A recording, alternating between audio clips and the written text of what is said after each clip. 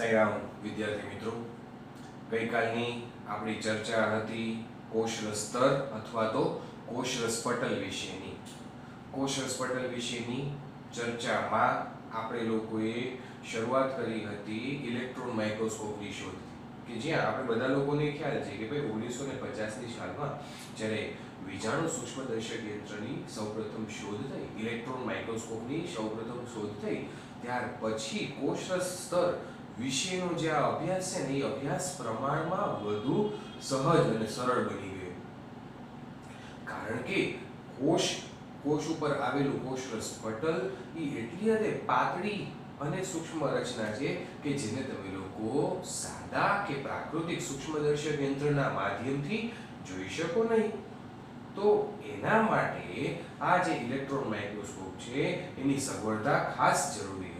તો એ ઇલેક્ટ્રોન માઇક્રોસ્કોપની શોધ થઈ ગઈ પછી આપણને ખબર પડી, અને જેવું કે તમે બધા લોકો જાણો છો એ પ્રમાણે કે મનુષ્યના રક્તકણો એટલે કે આરબીસી નું જે કોષરસ પટલ છે એનો જ્યારે રાસાયણિક અભ્યાસ કરવામાં આવ્યો અને એ રાસાયણિક અભ્યાસ કર્યા પછી આપણને ખબર પડી કે આ કોષરસ પટલના બંધારણમાં મૂળભૂત રીતે જોવા જઈએ તો 3 પ્રકારના જૈવિક અણુઓનો સમાવેશ થાય છે, જેમાં સૌથી વધુ માત્રામાં કહીએ તો એ આવે છે લિપિડની માત્રા પ્રમાણમાં વધુ હોય છે બાકીના અન્ય 2 જૈવિક અણુઓ કરતાં. તો લિપિડ છે, પછી પ્રોટીન છે અને શર્કરા અથવા તો કાર્બોદિત.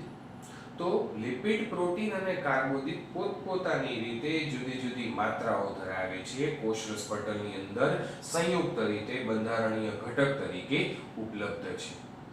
પછી કોષરસ પટલ આદિકોષ કેન્દ્રીય કોષનું હોય કે સુકોષ કેન્દ્રીય કોષનું હોય, તેનું બંધારણ છે એ બંધારણ ફરી પાછું ખાસ યાદ રાખજો વિદ્યાર્થી મિત્રો, એ કોમન રહેશે: લિપિડ, પ્રોટીન અને કાર્બોદિત.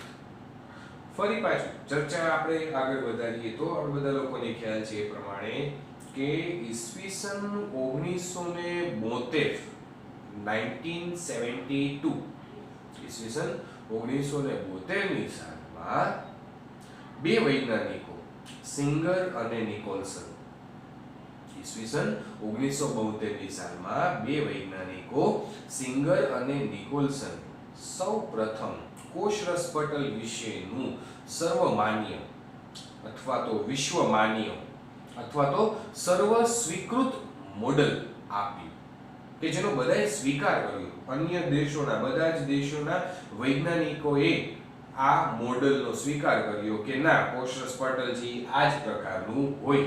તો એ જે મોડેલ આપણે લોકોએ છેલ્લે આગલા લેક્ચર દરમિયાન ચર્ચા કરી એના વિશેની ચર્ચા ફરી પાછી આજે તમને લોકોને થોડુંક રિવિઝન કરાવીશ, પછી આપણે એની આગળની ચર્ચા સમજશું. પણ આ ટોપિક અત્યંત ઇમ્પોર્ટન્ટ છે, exam point of view, NEET point of view પણ ખૂબ જ ઇમ્પોર્ટન્ટ છે અને ખૂબ જ ઇન્ટરેસ્ટિંગ પણ છે. એટલે આશા રાખું છું કે તમે બધા લોકો ઇન્ટરેસ્ટથી આ ટોપિકને સમજતા હશો અને સમજો છો. તો સિંગર અને નિકોલસન નામના વૈજ્ઞાનિકોએ શું કર્યું? એ સિંગર અને નિકોલસન નામના વૈજ્ઞાનિકોએ ઇલેક્ટ્રોન માઇક્રોસ્કોપીની મદદથી, ઇલેક્ટ્રોન માઇક્રોસ્કોપની નેજા હેઠળ તેઓએ સૌપ્રથમ કોષરસ સ્તરનું બંધારણ રજૂ કર્યું અને કોષરસ સ્તરની રચના રજૂ કરી, અને કોષરસ સ્તરની રચના રજૂ તો કરી પણ પછી સર્વમાન્ય બની, સર્વ સ્વીકૃત બની. બરાબર, સમગ્ર વિશ્વએ એનું પાલન કર્યું, સમગ્ર વિશ્વએ એને સ્વીકાર્યું. અને એ જે મોડેલ હતું એ મોડેલનું નામ એને શું આપ્યું હતું સિંગર અને નિકોલસને? એ મોડેલનું નામ હતું fluid mosaic model. Fluid mosaic.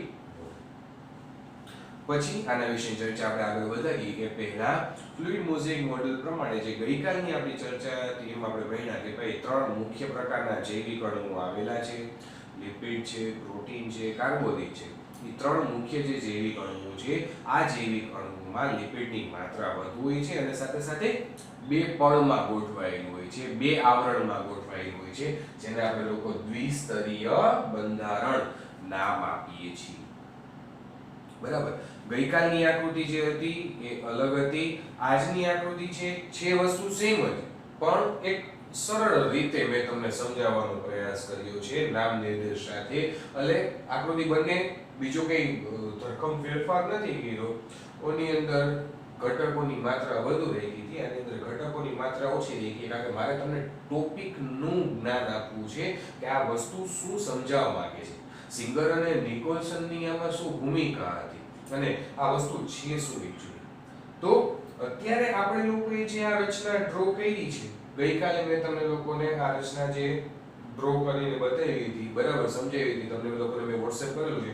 એ રચના છે એ શું છે તો કે એ રચના કોષરસ પટલની છે અથવા તો કોષરસ સ્તરની છે. હું તમને લોકોને એમ કહું કે તમે પ્રાણી કોષ ડ્રો કરીને બતાવો તો તમે સૌપ્રથમ પ્રાણી કોષની એક બાઉન્ડરી બનાવશો આવી રીતે.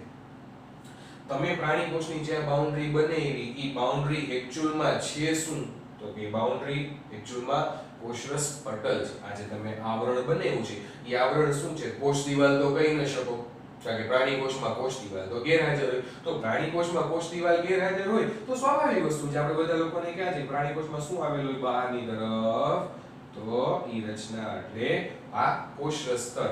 અને આ જ કોષરસ સ્તરનું આંતરિક બંધારણ કેવું હોય તો ઈ રચના મેં તમને લોકોને અહીંયા ડ્રો કરીને બતાવ્યું છે. ભાઈ કોષરસ પટલ છે તો કોષરસ પટલ આ ઈ જ રચના છે, આટલો ટુકડો છે, બરાબર. એને આપણે થોડોક એનલાર્જ કરીને સમજવાનો હવે પ્રયત્ન કરવાનો છે. તો જેવું કે તમે લોકો જોઈ શકો છો એ પ્રમાણે કોષરસ સ્તરમાં લિપિડનું દ્વિસ્તરીય બંધારણ આવેલું છે. લિપિડનું દ્વિસ્તરીય બંધારણની સાથે સાથે તમને કાર્બોદિત પણ જોવા મળે છે, એટલે કે શર્કરા પણ જોવા મળે છે, પ્લસમાં અલગ અલગ પ્રકારના પ્રોટીન્સ પણ જોવા મળે છે. પરંતુ તમે આકૃતિ જોઈને કહી શકો કે સર આમાં લિપિડની માત્રા સૌથી વધુ છે. પ્રોટીન અને કાર્બોદિતની માત્રામાં ડિપેન્ડ કરે છે, વધઘટ થઈ શકે, બાકી એની હાજરી તો હોય જ. તો લિપિડ છે, પ્રોટીન છે, કાર્બોદિત છે, ત્રણેય વસ્તુ છે. હવે લિપિડનું તો આવું એક સળંગ દ્વિસ્તરીય બંધારણ, લિપિડનું આવું આ સળંગ દ્વિસ્તરીય બંધારણ કોષરસ સ્તરમાં આવેલું છે.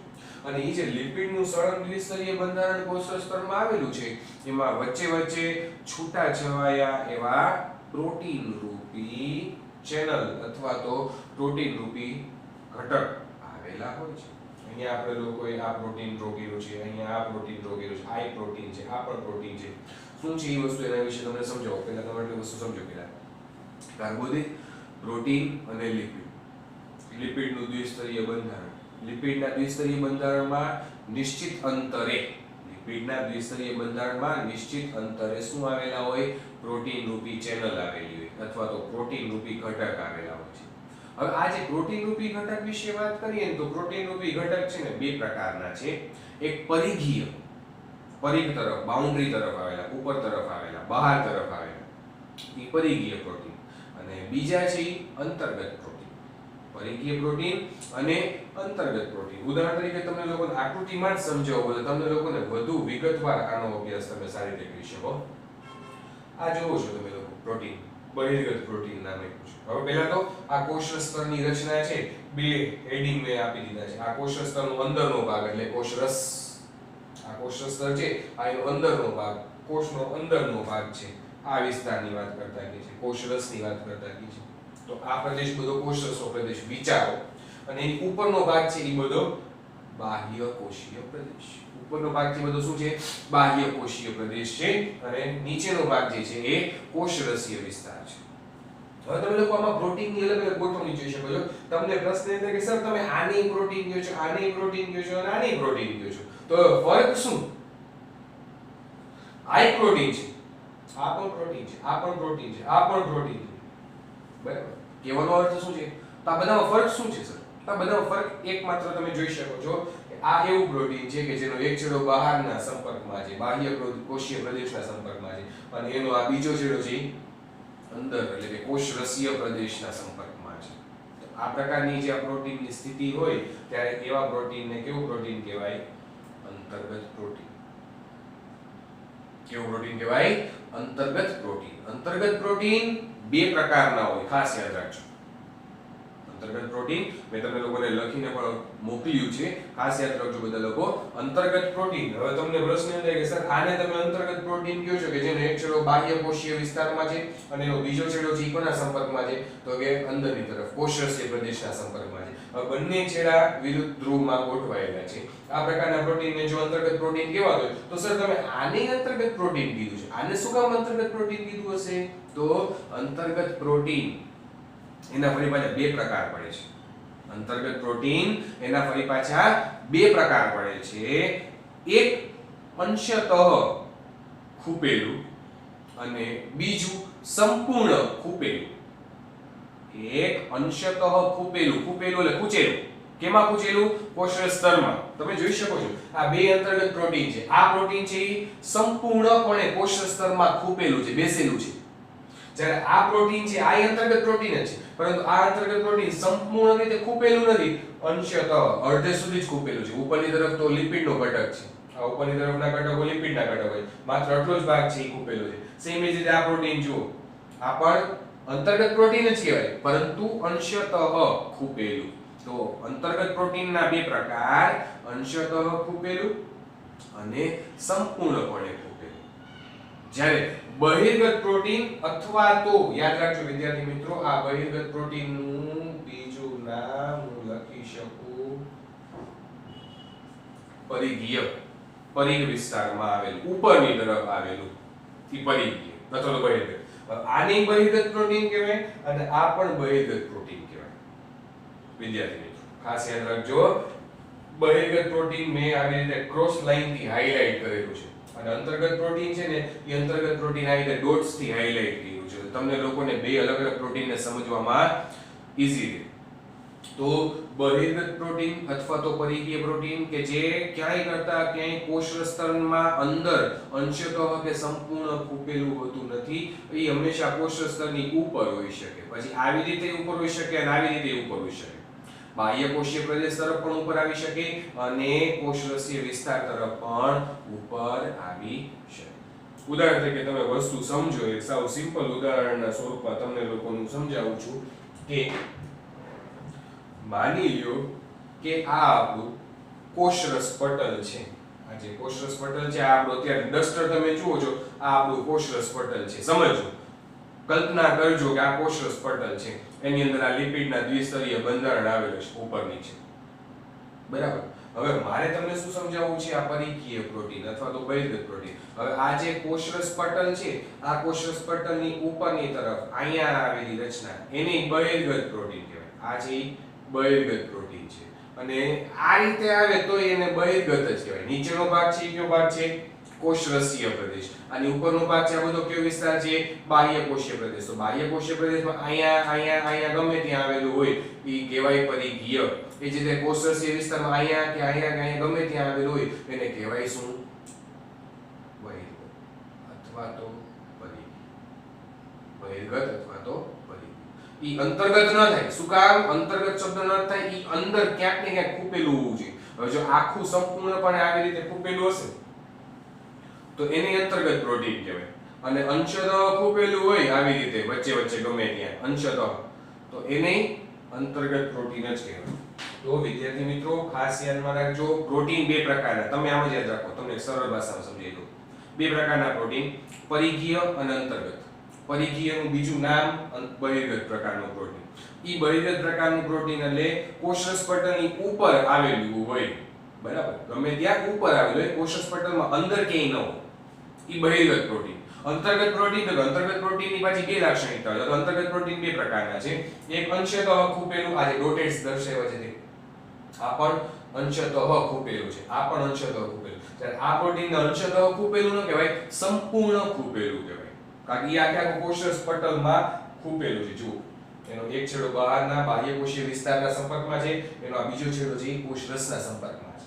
તો આ જે પ્રોટીન છે એને સંપૂર્ણપણે ખૂપેલું એવું અંતર્ગત પ્રોટીન તરીકે ઓળખવામાં આવે છે. તો પ્રોટીનની રચના, પ્રોટીનની લાક્ષણિકતા, એને બાદ કરતા આ પણ પ્રોટીન છે અને પ્રોટીન ઉપર આવેલી આ શર્કરાની શૃંખલા. તો કાર્બોદિત છે શર્કરાના સ્વરૂપમાં, એને બાદ કરતા પ્રોટીન છે. પ્રોટીનના બે પ્રકાર તરીકે પરિઘીય અને અંતર્ગત પ્રોટીન, અને બાકીનું છે બધું લિપિડનું દ્વિસ્તરીય બંધારણ. ખાસ સમજો બધા લોકો, બાકીનું છે બધું શું કહેવાય? લિપિડનું દ્વિસ્તરીય બંધારણ. હવે ફરી પાછું વિદ્યાર્થી મિત્રો આપણા મેઇન ટોપિક ઉપર જો આપણે લોકો શિફ્ટ થઈ જઈએ તો આપણો મેઇન ટોપિક આજનો છે fluid mosaic model. Fluid mosaic model શબ્દનો અર્થ તમને લોકોને મેં ગઈકાલે કીધો હતો. ફ્લુઇડ એટલે કે લિક્વિડ અથવા તો પ્રવાહીમય અથવા તો એમ કહી શકાય કે અર્ધઘટ સ્વરૂપ, અર્ધઘટ સ્વરૂપ, જેલી જેવું સ્વરૂપ. સાવ સંપૂર્ણપણે પ્રવાહી પણ નહીં અને સાવ સંપૂર્ણપણે ઘન પણ નહીં, એવું અર્ધઘટ સ્વરૂપ એટલે ફ્લુઇડ કહેવાય. ફ્લુઇડ પછીનો અર્થ શબ્દ છે મોઝેક. મોઝેક એટલે મોબાઈલ. મોબાઈલ શબ્દનો અર્થ થાય છે હલનચલન કરતું, પ્રચલન કરતું, એક જગ્યાએથી બીજી જગ્યાએ સ્થળાંતરિત થતું, એવું model. Fluid mosaic model. Singer અને નિકોલસને આ નામ આપવા પાછળનું એક તથ્ય વિચાર્યું હતું. આ નામનો અર્થ મેં તમને પહેલી જ લીટીમાં અહીંયા લખેલો છે બોર્ડ ઉપર કે ફ્લુઇડ મોઝેક મોડેલ શબ્દનો અર્થ શું થાય. આપણને પ્રશ્ન એમ થાય કે સર સિંગર અને નિકોલસને કીધું અને કંઈક સમજી વિચારીને નામકરણ કર્યું હશે, તો ફ્લુઇડ મોઝેક મોડેલ શબ્દનો અર્થ શું થાય, તો ઈ મારે તમને લોકોને સમજાવવું છે કે લિપિડની અર્ધતરલ પ્રકૃતિના કારણે, કોની? લિપિડની અર્ધતરલ પ્રકૃતિના કારણે દ્વિસ્તરીય ગોઠવણીમાં પ્રોટીન જે ગતિ કરે છે. લિપિડ છે એ લિપિડ કેવો ઘટક કહી શકાય? જલાનુરાગી કે જલવિતરાગી? બરાબર છે. લિપિડ છે એ જલવિતરાગી ઘટક તરીકે ઓળખાય છે. ચરબી છે એ જલવિતરાગી ઘટક તરીકે ઓળખાય છે. તેલ છે એ જલવિતરાગી ઘટક તરીકે ઓળખાય છે. મીણ છે એ જલવિતરાગી ઘટક તરીકે ઓળખાય છે. જલાનુરાગી અને જલવિતરાગી બે શબ્દ મેં તમને ગઈકાલે સમજાવ્યા હતા ફોસ્ફોગ્લિસરાઈડના સંદર્ભમાં, કે જે લિપિડનો એક ઘટક છે ફોસ્ફોગ્લિસરાઈડનો બનેલો, એ ફોસ્ફોગ્લિસરાઈડની અંદર ઉપરની તરફ ગોળાકાર શીર્ષ છે, નીચેની તરફ પૂંછડી છે.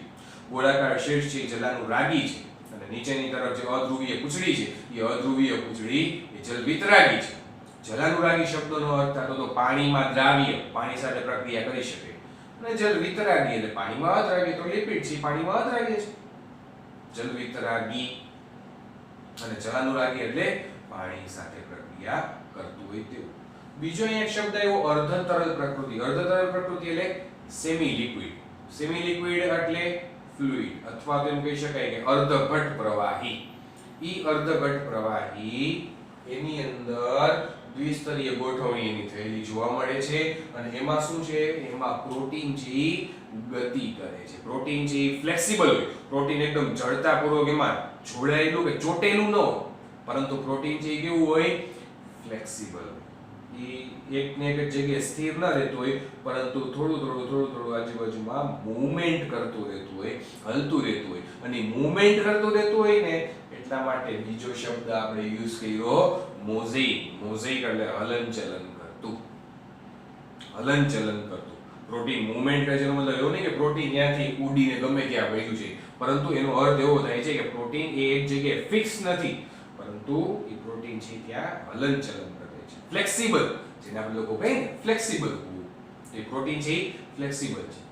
કેની અંદર આ પ્રોટીન રૂપી રચના છે ફ્લેક્સિબલ છે? તો કે લિપિડ રૂપી આ જે અર્ધતરલ દ્વિસ્તરીય ગોઠવણી છે ને એમાં. લિપિડ રૂપી આ અર્ધતરલ દ્વિસ્તરીય ગોઠવણી અને લિપિડ રૂપી આ અર્ધતરલ દ્વિસ્તરીય ગોઠવણીમાં પ્રોટીન છે ઈ હલનચલન કરે છે, એટલે કે ગતિ કરે છે. આ પ્રકારની રચનાને સંયુક્ત રીતે નામ આપવામાં આવેલું છે ફ્લુઇડ મોઝેઇક મોડેલ. એટલે સિંગર અને નિકોલસને કઈ એમને નામકરણ નથી કરીને, પરંતુ જોઈ વિચારીને અને સમજીને એની જે પ્રકૃતિ છે એ પ્રકૃતિને ધ્યાનમાં રાખીને એનું નામકરણ ફ્લુઇડ મોઝેઇક મોડેલ કરવામાં આવ્યું છે. એટલે ફ્લુઇડ શબ્દનો અર્થ તમારે લેવાનો છે લિપિડ રૂપી અર્ધતરલ પ્રકૃતિ, અને મોઝેઇક શબ્દનો ભાવાર્થ તમારે લેવાનો છે પ્રોટીન રૂપી હલનચલન કરતું અથવા તો ગતિ કરતું એવું ઘટક. એવું કહેવાય છે કે ફ્લુઇડ મોઝેઇક મોડેલ શબ્દનો અર્થ ઓવરઓલ તમને સમજાવવા માટે, જેને ઈઝી લાગે એટલા માટે, અથવા તો વિદ્યાર્થીઓને ઈઝીલી સમજાવવા માટે એવું કહેવાય છે કે અહીંયા ફ્લુઇડ મોઝેઇક મોડેલ શબ્દનો અર્થ એવો થાય છે કે લિપિડ રૂપી દરિયો. લિપિડ રૂપી દરિયો છે અને એ લિપિડ રૂપી દરિયામાં પ્રોટીન રૂપી હોળી ગતિ કરે છે. સમજો, તમે એક દરિયો કલ્પના કરો, વિચારો, સમુદ્રની કલ્પના કરો અને સમુદ્રમાં તરતી હોળી વિશેની કલ્પના કરો, તો એ હોળી સ્થિર નહીં રહી શકે, એ સતત ચલિત હશે, ગતિ કરતી હશે, હલનચલન કરતી હશે. બરાબર. અને દરિયો છે એ શું છે? તો કે લિપિડ. લિપિડ રૂપી દરિયો, કારણ કે લિપિડનું જ બંધારણ સૌથી વધુ છે. દ્વિસ્તરીય બંધારણ લિપિડનું છે. અને એ લિપિડ રૂપી જે દ્વિસ્તરીય બંધારણની માત્રા વધુ છે એટલા માટે લિપિડને દરિયાનો નામ અથવા ઉપનામ આપવામાં આવેલું છે. અને દરિયામાં તરતી હોડી એટલે એ પ્રોટીન, એટલે પ્રોટીનને હોડીનું ઉપનામ આપવામાં આવેલું છે. એટલે આપણું જે આ કોષરસ પટલ છે એ કોષરસ પટલ પાસે કેવી લાક્ષણિકતા છે? ફ્લેક્સિબલ. કોષરસ સ્તર કેવું હોય? ફ્લેક્સિબલ, સ્થિતિસ્થાપક. ગુજરાતીમાં કહું તો સ્થિતિસ્થાપક. ફ્લેક્સિબલ હશે, એ એકદમ જડતાપૂર્વક કે સઘનતાપૂર્વક, એકદમ સખ્તાઈપૂર્વક ગોઠવાયેલું ન હોય, ફ્લેક્સિબલ હોય. સમજાય છે? સ્થિતિસ્થાપક કોષરસ સ્તર આપણો કોઈ પણ આદિકોષ કેન્દ્રીય કોષીયો કે સુકોષ કેન્દ્રીય કોષીયો, તેમાં લિપિડ રૂપી દરિયો છે એટલે ફ્લુઇડ, અને એની અંદર પ્રોટીન રૂપી હોડી છે એટલે મોઝેઇક, કે જે હોડી ગતિ કરે છે. એટલા માટે એને નામ આપવામાં આવેલું છે ફ્લુઇડ મોઝેઇક મોડેલ. તો લિપિડની અર્ધતરલ પ્રકૃતિના કારણે એની જે લિપિડની આ દ્વિસ્તરીય ગોઠવણી છે એ લિપિડની દ્વિસ્તરીય ગોઠવણીમાં પ્રોટીન છે ઈ ગતિ કરે છે, હલનચલન કરે છે. હવે આ જે પટલ પાસે ની તરલ પ્રકૃતિ એટલે કે ફ્લેક્સિબિલિટી જે છે, આપણું કોષરસ પટલ પાસે જે આ ફ્લેક્સિબિલિટી છે એ ફ્લેક્સિબિલિટી ક્યાં ક્યાં આપણને મદદરૂપ થાય છે? પટલ પાસેની જે તરલતા છે, એની જે સ્થિતિસ્થાપકતા છે, એની જે ફ્લેક્સિબિલિટી છે એ કયા કાર્ય માટે મદદરૂપ થાય છે? તો કે કોષની વૃદ્ધિ, કદમાં વધારો થવો. મેં તમને લોકોને બહુ પહેલા દિવસે સમજાવ્યું છે, વૃદ્ધિ કદમાં કે જથ્થામાં કે સંખ્યામાં વધારો થવો. તમે ફુગ્ગાની અંદર હવા ભરો છો તો ફુગ્ગો ફૂલાય છે, એનો મતલબ ફુગ્ગાનું જે આવરણ છે એ ફ્લેક્સિબલ છે એટલા માટે ફૂલાય છે. જેવી હવા નીકળી જશે ફુગ્ગો એમને નહીં રહે, તરત જ પાછો સંકોચાઈ જશે. તો એને શું કહેવાય? સ્થિતિસ્થાપકતા અથવા તો ફ્લેક્સિબિલિટી. કોષની વૃદ્ધિ થવી, તો એ કોષરસ પટલ છે, કોષરસ પટલ ફ્લેક્સિબલ હશે તો જ કોષ કદમાં વધી શકશે. સાવ સીધો અને સરળ કન્સેપ્ટ છે કે કોષની વૃદ્ધિ થઈ છે, કોષના કદમાં વધારો થઈ છે, તો એ ક્યારે સંભવ હશે? તો કે એને કોષને ફરતે જે આ કોષરસ સ્તર આવેલું છે એ ફ્લેક્સિબલ હશે તો જ કોષના કદમાં વધારો થઈ શકે ને, નકર તો કોષનું કદ ફિક્સ રહે. પછી આવે છે સ્ત્રાવ જેવી ક્રિયાવિધિ, કે કોષની અંદર જે વધારાની બાહ્ય પ્રોડક્ટ છે, વધારાની ઉપેદાશો છે, એનો નિકાલ કરવા માટે કોષરસ પટલ ચોક્કસ પ્રકારનું ફ્લેક્સિબલ હોવું જરૂરી છે, તરલતા હોવી જરૂરી છે, તો એ ઘટકને બહાર નિકાલ થઈ શકે, સ્ત્રાવ થઈ શકે. અંતઃભક્ષણ, બહારથી આવતા અન્ય કોઈ પણ ઘટકો, બહારથી આવતા કોઈ પણ ઘટકો ઉપયોગી હોય કે બિનઉપયોગી હોય કે વગેરે, એનું અંદરની તરફ અંતઃ અને ભક્ષણ કરવું. ભક્ષણ કરવું શબ્દનો અર્થ થાય છે ગળી જવું, ખાઈ જવું નહીં પરંતુ ગળી જવું. અંતઃ ભક્ષણ, અંદરની તરફ ભક્ષણ કરી દેવું, અંતઃ ભક્ષણ. ઉદાહરણ તરીકે તમે બધા લોકોને એક સાવ સિમ્પલ ઉદાહરણ સમજાવું, તમારે 10મા ધોરણમાં આવી ગયું છે. અમીબા ખોરાક અથવા તો પોષણ મેળવવા માટે પોતાના દેહમાંથી ખોટા પગ વિકસાવશે, અને ખોટા પગ વિકસાવી અને ખોરાક જે છે એ ખોરાકની ફરતે એ પગ છે એ પગને આવી રીતે સમેટી લેશે અને એ ખોરાકનું અંદરની તરફ એને અંતઃગ્રહણ કરી લેશે. બરાબર, તો એ પ્રકારનું અંતઃભક્ષણ કહી શકાય. તો એ અંતઃભક્ષણ ક્યારે સંભવ હશે? તો કે એના માટે એને ખોટા પગ વિકસાવવા પડે. ખોટા પગ ઈ કઈ દિશામાં વિકસાવી શકે અથવા કેવી રીતે વિકસાવી શકે? તો એનું કોષરસ પટલ જે ફ્લેક્સિબલ હશે. તો કારણ અમીબા તો એક કોષીય રચના છે, અને અમીબા જો એક કોષીય રચના હોય અને એને ખોટા પગ વિકસાવવા હોય તો એનું કોષરસ સ્તર સ્થિતિસ્થાપક હોવું જરૂરી છે, એનું કોષરસ સ્તર ફ્લેક્સિબલ હોવું જોઈએ. તો એ કોષરસ સ્તર પાસેની જે અર્ધ તરલતા છે એ ફ્લેક્સિબિલિટી છે, એની પાછળ જવાબદાર કોણ છે? તો એની પાછળ જવાબદાર છે લિપિડનું દ્વિસ્તરીય બંધારણ, અને લિપિડના દ્વિસ્તરીય બંધારણમાં ગતિ કરતું એવું પ્રોટીન અથવા તો પ્રોટીન રૂપી હોડી. અંતઃભક્ષણ, કોષ વિભાજનની પ્રક્રિયા. દર 24 કલાક એક કોષમાંથી બે કોષ છૂટા પડે છે, માતૃકોષમાંથી બે બાળકોષો છૂટા પડે છે. તો એ ક્રિયાવિધિમાં પણ આ અર્ધ તરલતા, પટલની જે તરલ પ્રકૃતિ છે એ પ્રકૃતિ આપણને મદદરૂપ થાય છે. તો આવા બધા અનેક કાર્યો માટે કોષરસ પટલની આ અર્ધ તરલ પ્રકૃતિ, આ ફ્લેક્સિબિલિટી ની જે પ્રકૃતિ છે એ પ્રકૃતિ ખાસ મદદરૂપ થાય છે. એ પણ વિદ્યાર્થી મિત્રો ખાસ સમજો. કોષ વૃદ્ધિ, ત્યારબાદ સ્ત્રાવ, ત્યારબાદ અંતઃભક્ષણ અને કોષ વિભાજન જેવા કાર્યો માટે પટલની તરલ પ્રકૃતિ જવાબદાર છે, મદદરૂપ છે. તો આજે આપણે લોકોએ ચર્ચાની શરૂઆત કરી ફ્લુઇડ મોઝેઇક મોડેલથી. ફરી પાછું મેં તમને લોકોને કોષ સ્તરનું બંધારણ શું છે એ સમજાવ્યું, એની ગોઠવણી કયા પ્રકારની છે એ સમજાવી, સિંગર અને નિકોલસન યાદ રાખશું, સાલ 1972 યાદ રાખશું, અને મોડેલનું નામ આવશે fluid mosaic model. Fluid mosaic model પ્રમાણે આપણને ખબર પડી કે 3 પ્રકારના ઘટકો આવેલા છે, લિપિડ, પ્રોટીન અને કાર્બોદિત. જેમાં લિપિડ દ્વિસ્તરીય બંધારણના સ્વરૂપમાં હોય, પ્રોટીન 2 પ્રકારના હોય, પરિઘીય અને અંતર્ગત. અંતર્ગત પ્રોટીન ફરી પાછા 2 પ્રકારના હોય. અંતર્ગત પ્રોટીન એક એવા હોય કે જે અંશતઃ ખૂપેલા હોય, અંશતઃ ખૂંચેલા હોય પટલમાં, અને બીજા સંપૂર્ણ ખૂપેલા હોય. તો એવા 2 પ્રકારના પ્રોટીન, લિપિડ અને કાર્બોદિતની તો આવી રીતે ખૂબ જ ઓછી માત્રામાં શૃંખલા આવેલી હોય છે. પછી આપણે લોકોએ ચર્ચા કરી કે ભાઈ ફ્લુઇડ મોઝેઇક મોડેલ શબ્દનો અર્થ તો શું થશે? તો એ લિપિડ પાસે રહેલી જે અર્ધતરલ પ્રકૃતિ છે, એ અર્ધતરલ પ્રકૃતિમાં એનું જે દ્વિસ્તરીય બંધારણ છે, એમાં એ દ્વિસ્તરીય બંધારણની અંદર પ્રોટીન છે એ ગતિ કરતું હોય છે, એટલે એ ફ્લેક્સિબલ છે. લિપિડ રૂપી અર્ધતરલ જે પ્રકૃતિ છે લિપિડ પાસે, એ ફ્લેક્સિબલ છે. પ્રોટીન છે એમાં ફ્લેક્સિબલ છે, ગતિ કરે છે. તો જ ચોક્કસ પ્રકારના ઘટકોની આપ-લે થઈ શકે, કોષનું વિભાજન નિશ્ચિત સમયે થઈ શકે, કોષની વૃદ્ધિ નિશ્ચિત સમયે થઈ શકે. આ બધી વસ્તુ તો જ પોસિબલ છે જો પટલ અર્ધતરલ પ્રકૃતિ ધરાવતું હોય તો જ, બાકી નહીં. કોષની વૃદ્ધિ તો જ સંભવ છે જો એ કોષનું કોષરસ પટલ અર્ધતરલ પ્રકૃતિ ધરાવતું હોય તો એ આવા બધા કાર્યો કરી શકે. વૃદ્ધિ, વિચાર કરો, કદમાં થતો વધારો. મેં તમને ફુગાનું જ ઉત્કૃષ્ટ ઉદાહરણ આપ્યું, તો તેના ઉપરથી તમે લોકો કલ્પના કરી શકો, ભાઈ ફુગામાં હવા ભરી ત્યારે તો ફુગો ફૂલાશે જ. જેવી હવા કાઢી નાખો, ફુગો ભરી પછી પોતાની ઓરિજિનલ સ્થિતિમાં આવી, તો એ જે સ્થિતિસ્થાપકતાનો ગુણધર્મ છે, એ ગુણધર્મ આપણા કોષરસ પટલ પાસે રહેલો છે. એને આ લોકોએ નામ શું આપી દીધું? Fluid mosaic model. સ્ત્રાવની પ્રક્રિયા, અંતઃભક્ષણની પ્રક્રિયામાં અમીબાનું ઉદાહરણ યાદ રાખજો. તમને લોકોને ખ્યાલ આવે કે ખોટા પગ ક્યારે વિકસાવી શકે?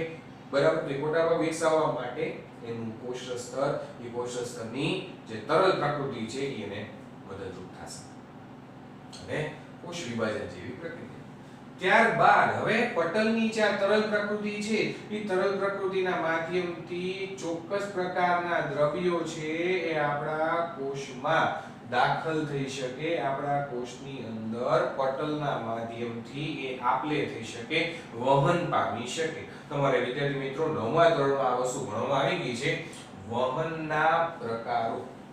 મેં શું કીધું કે માની લો કે તમારે અત્યારે શર્કરાની જરૂર છે, ગ્લુકોઝની જરૂર છે. હવે ગ્લુકોઝની જરૂર છે તો ગ્લુકોઝને કોષમાં દાખલ થવા માટે કોની પરવાનગી લેવી પડશે? તો કે કોષરસ સ્તરની અથવા તો કોષરસ પટલની. હવે કોષરસ પટલ એને પરવાનગી આપે છે, એનો મતલબ કોષરસ પટલ એને અંદર દાખલ થવા દેવા માટેનો માર્ગ પણ બનાવી દી. ઈ કોષરસ પટલ એના માટેનો માર્ગ કેવી રીતે બનાવી શકે? તો કે કોષરસ પટલ પોતે ફ્લેક્સિબલ હોય તો ગ્લુકોઝની અંદર દાખલ થવા દઈ શકે. હું એમ કહું છું, અત્યારે અહીંયા આ ગ્લુકોઝ છે, ચાલો આ ગ્લુકોઝ અણુ છે. આ ગ્લુકોઝ અણુની જરૂર ક્યાં છે? કોષને, કોષરસમાં. આને અંદર દાખલ થવું પડશે. અંદર દાખલ થવા માટે એને ક્યાંક અહીંયા રસ્તો હોવો જોઈએ. રસ્તો હશે તો જ ગ્લુકોઝ અંદર દાખલ થઈ શકે. એ રસ્તો બનાવવો પડે. એ રસ્તો કોણ બનાવી શકે? કોષરસ સ્તર. અને કોષરસ સ્તર એ રસ્તો ક્યારે બનાવી શકે? જો એ ફ્લેક્સિબલ હોય તો. આવી રીતે યાદ રાખો. ન સમજાય તો પણ ચિંતા નહીં કરતા, હજી આપણી પાસે ઘણો સમય છે આ બધી વસ્તુ કરવા માટે. ફરી પાછું જ્યારે આપણા ક્લાસીસ શરૂ થશે, સ્કૂલ સ્ટાર્ટ થશે, તમને લોકોને આ વસ્તુ સમજાવવાનો જ છું, બરાબર? એટલે જરા પણ ચિંતા નહીં કરતા.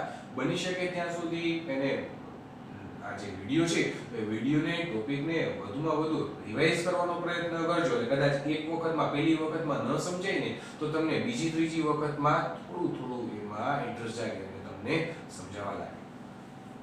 તો વહનના પ્રકારો કે કોષરસ પટલમાંથી અણુઓનું વહન થાય. મેં તો તમને ગ્લુકોઝનું ઉદાહરણ આપ્યું. ગ્લુકોઝ સિવાય ઓક્સિજનનું વહન થાય, ગ્લુકોઝ સિવાય બીજા અન્ય ઘટકોનું વહન થાય, બરાબર? તો આવા બધા ઘટકોનું જે વહન થાય તે વહનના 2 પ્રકારો આવે, એક નિષ્ક્રિય વહન અને એક સક્રિય વહન. શબ્દ તમે લોકો ભણી ગયા છો, નિષ્ક્રિય વહન અને સક્રિય વહન, બરાબર?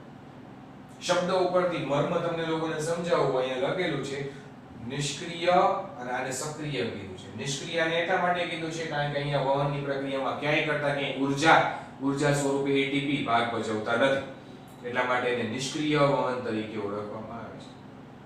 વહનની દિશા તરીકે જોવા જઈએ તો હંમેશા જે અણુઓનું જે ઘટકોનું પોતાના વધુ સંકેન્દ્રણ ઢોળાંશથી પોતાના ઓછા સંકેન્દ્રણ ઢોળાંશ તરફ વહન થાય, બરાબર, તો એવા વહનને આપણે લોકો સાદા અથવા તો સરળ પ્રસરણ તરીકે ઓળખીએ છીએ. તો આ જે નિષ્ક્રિય વહન છે એ નિષ્ક્રિય વહનની અંદર વધુ સંકેન્દ્રણ ઢોળાંશથી ઓછા સંકેન્દ્રણ ઢોળાંશ તરફ જવાની વાત કરે છે. અને વધુથી ઓછા તરફ જવું હોય ત્યારે તમારે ઊર્જાની જરૂર પડે નહીં, શક્તિની જરૂર પડે નહીં. તો શક્તિની એટલે કે એટીપી ની ગેરહાજરીમાં થતી આ પ્રક્રિયા છે એને નિષ્ક્રિય વહન નામ આપવામાં આવ્યું છે. કે જે નિષ્ક્રિય વહન બે પ્રકારે થઈ શકે, એક સાદું પ્રસરણ અને બીજું સાનુકૂલિત વહન અથવા તો આશ્રુતિ.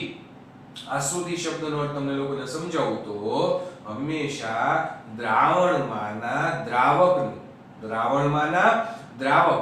એટલે પાણી, ઈ દ્રાવકનું જ્યારે પોતાના વધુ સંકેન્દ્રણ ઢોળાંશથી પોતાના ઓછા સંકેન્દ્રણ ઢોળાંશ તરફ ઈ ગતિ કરી છે અથવા તો ઈ જે વહન પામે છે વધુ સંકેન્દ્રણથી ઓછા સંકેન્દ્રણ ઢોળાંશ તરફ, ઈ વહનને આશ્રુતિ તરીકે ઓળખવામાં આવે છે. અને ઈ વહનની પ્રક્રિયામાં ક્યાંય એટીપી ની કે ઊર્જાની જરૂર પડતી નથી. આથી એ વહનને નિષ્ક્રિય વહન નામ આપવામાં આવેલું છે. એની સામે સક્રિય વહન એટલે સક્રિય વહનનો સીધો જ અર્થ થાય ઢાળિયો ચડવું, ઢોળાંશ ચડવું. ઢોળાંશ ચડવો શબ્દનો અર્થ થાય પોતાના ઓછા સંકેન્દ્રણ ઢોળાંશથી પોતાના વધુ સંકેન્દ્રણ ઢોળાંશ તરફ, ઓછા સંકેન્દ્રણ ઢોળાંશથી વધુ સંકેન્દ્રણ ઢોળાંશ તરફ જ્યારે અણુની ગતિ થતી હોય તો એ ગતિ એમનેમ સંભવ નથી. એ પ્રકારની ગતિ કરી જવા માટે, એ પ્રકારના વહન માટે તમારે ઊર્જાની આવશ્યકતા રહે, તમારે એટીપી ની આવશ્યકતા રહે.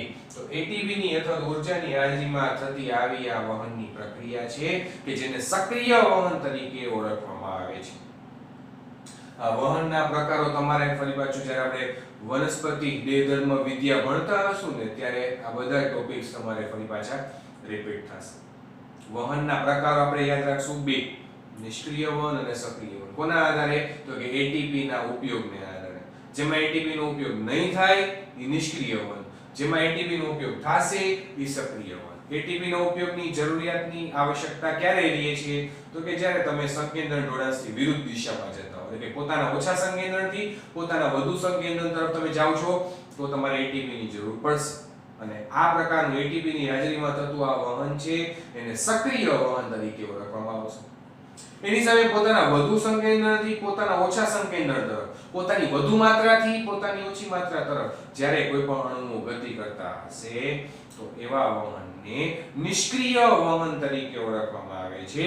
કે જે નિષ્ક્રિય વહનમાં વધુથી ઓછા સંકેન્દ્રણ તરફ જાવ છે, તમારે ઢાળિયું ઉતરવું છે અને વધુ સંકેન્દ્રણથી ઓછા સંકેન્દ્રણ તરફ તમે આવી જે આ ગતિ કરો છો એ ગતિ દરમિયાન તમારે ક્યાંય કરતા કે ઊર્જાની જરૂર પડતી નથી, એટીપી ની જરૂર પડતી નથી. આથી એટીપી ની ગેરહાજરીમાં થતી આવી આ વહનની ક્રિયા એને નિષ્ક્રિય વહન તરીકે ઓળખવામાં આવે છે. તો ચોક્કસ પ્રકારના અણુઓ કોષરસ સ્તરમાંથી અથવા તો કોષરસ પટલમાંથી વહન પામવા માટે અથવા તો અંદરની તરફ દાખલ થવા માટે એટીપી નો ઉપયોગ કરતા નથી તો એ નિષ્ક્રિય વહન. જો એટીપી નો ઉપયોગ કરે છે તો એ સક્રિય વહન તરીકે લેવામાં આવે છે, ઓળખવામાં આવે છે. વહનના પ્રકારો એટલા માટે સમજાવ્યા કારણ કે અત્યારે આપણી ચર્ચા ચાલુ છે કોષરસ પટલ વિશેની. હવે કોષરસ પટલ પાસે શું પ્રકૃતિ છે એ પ્રકૃતિની ચર્ચા કરી, કોષરસ પટલનું બંધારણ શું છે એની ચર્ચા કરી, બંધારણની ગોઠવણી કેવી છે એના વિશે ચર્ચા કરી, કોષરસ પટલ કયા કયા કાર્યો માટે જવાબદાર છે, કોષરસ પટલની અર્ધ તરલતા, કોષરસ પટલની ફ્લેક્સિબિલિટી, તો કે એ મૂળભૂત રીતે ચાર કાર્યો માટે જવાબદાર છે કે જ્યાં કોષીય વૃદ્ધિ માટે જવાબદાર છે, સ્ત્રાવ જેવી ક્રિયાવિધિ માટે જવાબદાર છે, અંતઃભક્ષણ કરવું હોય ત્યારે જવાબદાર છે અને કોષ વિભાજન કરવું હોય ત્યારે જવાબદાર છે. કોણ? તો કે કોષરસ પટલની આ ફ્લેક્સિબિલિટી અથવા તો અર્ધ તરલતા. ઈ અર્ધતરલતાના માધ્યમથી ચોક્કસ પ્રકારના દ્રવ્યોની અથવા તો ઘટકોની પટલની આરપાર આપલે થતી હોય, પટલની આરપાર વહન થતું. એના આધારે આપણે લોકોએ વહનના પ્રકારો ભણ્યા, નિષ્ક્રિય અને સક્રિય વહન. નિષ્ક્રિય વહનના બે પ્રકાર આવે છે. એક સાદું પ્રસરણ આવે છે કે જેમાં એક પ્રકારના અવરોધ નથી હોતા, અને બીજું આવે છે સાનુકૂલિત વહન. ઈ સાનુકૂલિત વહન અથવા તો આશ્રુતિ કે જેમાં નિશ્ચિત પ્રકારનો અવરોધ હોય, ઈ અવરોધમાંથી ચોક્કસ ઘટકોને પસાર થવાની પરવાનગી મળતી હોય, ચોક્કસ પ્રકારના ઘટકોને પસાર થવાની પરવાનગી ન મળતી હોય. જે પસંદગીમાન પ્રવેશશીલતા છે, એ પસંદગીમાન પ્રવેશશીલતાની લાક્ષણિકતા છે અહીંયા લાગુ પડે છે, જેને સાનુકૂલિત વહન તરીકે ઓળખવામાં આવે છે અથવા તો જેને આશ્રુતિ નામ આપવામાં આવેલું છે. અને એની સામે સક્રિય વહનમાં તમારે એક જ ટોપિક યાદ રાખવાનો છે કે ઊર્જાની હાજરીમાં, એટીપી ની હાજરીમાં પોતાના વધુ સંકેન્દ્રણ ઢોળાશથી પોતાના ઓછા સંકેન્દ્રણ ઢોળાશ તરફ જાય તો એ નિષ્ક્રિય વહન થઈ ગયું. પણ એટીપી ની હાજરીમાં પ્રક્રિયા એનાથી ઉલટી થતી, એટલે કે સંકેન્દ્રણ ઢોળાશની વિરુદ્ધ યાદ રાખવાનું કે એટીપી ની હાજરીમાં ઓછી માત્રાથી વધુ માત્રા તરફ જવું છે, ધારીઓ ચડવો છે. એટીપી ની હાજરીમાં ઓછી માત્રાથી વધુ માત્રા તરફ જવું છે, ઢોળાશ ચડવો છે, તો ઓછા સંકેન્દ્રણ ઢોળાશથી વધુ સંકેન્દ્રણ ઢોળાશ તરફ અણુઓની થતી આવી આ ગતિ એને સક્રિય, સક્રિય એટલા માટે શબ્દ વાપર્યો છે કારણ કે એટીપી નો યુઝ થયો છે એટલા માટે, ત્યારે એને સક્રિય વહન તરીકે ઓળખવામાં આવે છે. વિદ્યાર્થી મિત્રો ખાસ ધ્યાન રાખજો, અહીંયા આવીને તમારો આ પહેલા નંબરનો ટોપિક એટલે કે સુકોષ કેન્દ્રીય કોષનું વિહંગ અવલોકન ચાલુ છે આપણું. સુકોષ કેન્દ્રીય કોષના વિહંગ અવલોકનની અંદર આપણે લોકોએ પહેલો ટોપિક પહેલા નંબરના અંગિકા તરીકે કોષરસ પટલ ટોપિક આજે અહીંયા આવીને પૂરો થયો. 24 તારીખે એટલે કે પરમ દિવસે મેં તમને લોકોને આના રિલેટેડ વિડિયો આપણે શરૂઆત કરી હતી કોષરસ પટલથી. કોષરસ પટલની આકૃતિ પણ મેં તમને લોકોને સમજાવી હતી. આજે ફરી પાછું 27 તારીખે એ કોષરસ પટલની આકૃતિ તમને સમજાવી અને કોષરસ પટલના બાકીના મુદ્દાઓ વિશેની ચર્ચા આજે આપણે લોકોએ ફરી પાછી કરી. બંને વિડિયો વારાફરતી ક્રમશઃ જોજો. પહેલા ઓલો વિડિયો જોજો 24 તારીખનો, પછી આ 27 તારીખનો વિડિયો જોજો. બંને વિડિયો આવી રીતે ક્રમશઃ જોશો ને તો જ તમને સમજાશે અને મજા આવશે. અને બંને વિડિયો વારંવાર રિવાઇઝ કરી ફ્રી ટાઈમમાં બની શકે એટલું રિવિઝન કરજો અને સમજવાનો પ્રયાસ કરજો. તેમ છતાં જો ન સમજાય, કંઈ પણ ડાઉટફુલ લાગે તો ફરી પાછો તમે મારો કોન્ટેક્ટ કરી શકો છો, મને મેસેજ કરી શકો છો અથવા તો ફોન કરી શકો છો. બરાબર છે? તો અહીંયા આવીને કોષરસ પટલ વિશેની ચર્ચા આપણી પૂરી થાય છે. ફરી પાછું આવતીકાલે આપણે ભેગા થશું, ફરી પાછી નવી અંગિકા સાથે, નવી અંગિકાના નવા વર્ણન સાથે આપણે લોકો ભેગા થશું. આશા રાખું છું કે તમે બધા લોકો ફૂલ મેન્ટલી, ફિઝિકલી પ્રિપેર હશો સાયન્સને માણવા માટે, સાયન્સની અંદર નવા નવા ટોપિક્સને સમજવા માટે. તમારી ઉત્કૃષ્ટતા આમ નામ ચાલુ રાખજો, કાયમ રાખજો. Thank you.